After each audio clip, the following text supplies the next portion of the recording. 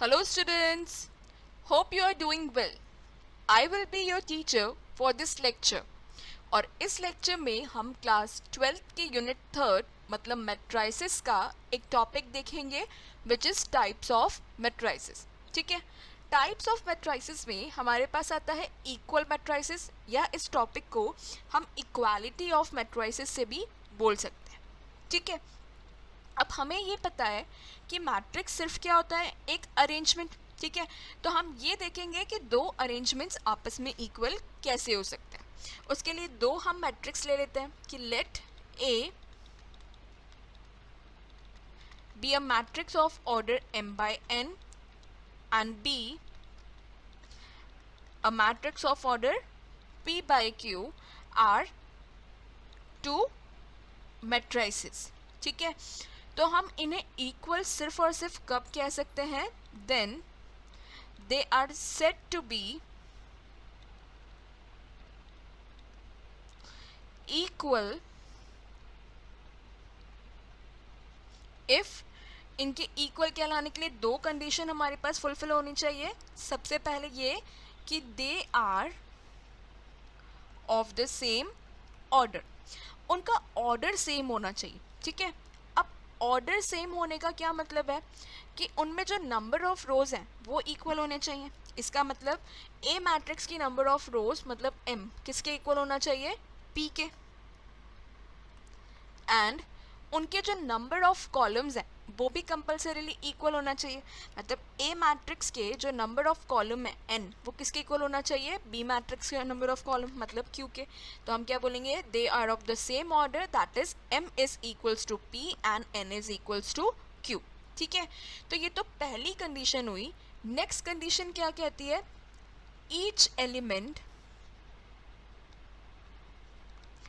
Of a is equal to the corresponding element of B.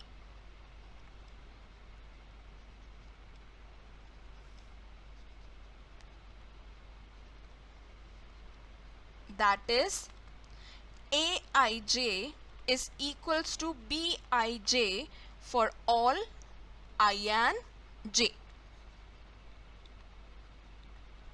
ठीक है, अब ये एक इम्पॉर्टेंट कंडीशन होती है जिसे हम दो तरीके से यूज़ करते हैं. ये क्या बोलती है कि ए के जितने भी एलिमेंट्स हैं वो बी के करस्पॉन्डिंग एलिमेंट के इक्वल होने चाहिए.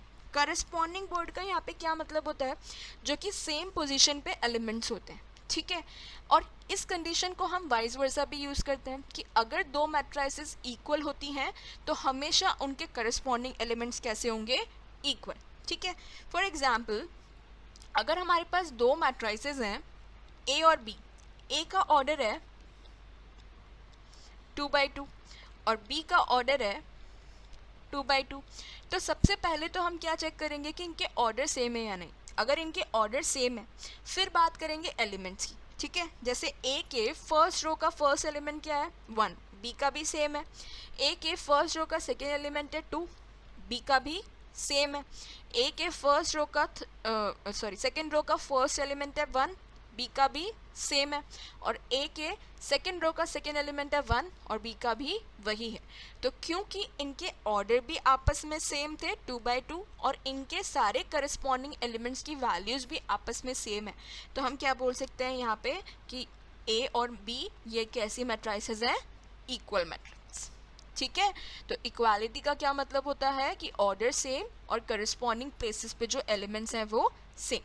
ओके, अब यहाँ पे हम ऑलरेडी बता चुके हैं कि अगर दो मैट्रिसेस इक्वल होती हैं तो उनके करस्पॉन्डिंग एलिमेंट्स भी क्या होने चाहिए, सेम. ठीक है, फॉर एग्जांपल हमें ये दे दिया कि x2 1 4 इज इक्वल्स टू 0 2 1 और b. ठीक है, अब यहाँ पे इन दोनों मैट्रिसेस को हमें इक्वल ऑलरेडी बोल रखा है और हमसे बोला जाए कि x और b की वैल्यू फाइंड करो. ठीक है, तो क्योंकि ये दोनों मैट्रिसेस आपस में इक्वल हैं तो इनके जो करस्पॉन्डिंग पोजीशन पे एलिमेंट्स होंगे उनकी वैल्यूज़ भी क्या होनी चाहिए, सेम. मतलब कि x किसके बराबर होना चाहिए, दूसरी मैट्रिक्स के सेम पोजीशन वाले एलिमेंट मतलब 0 के.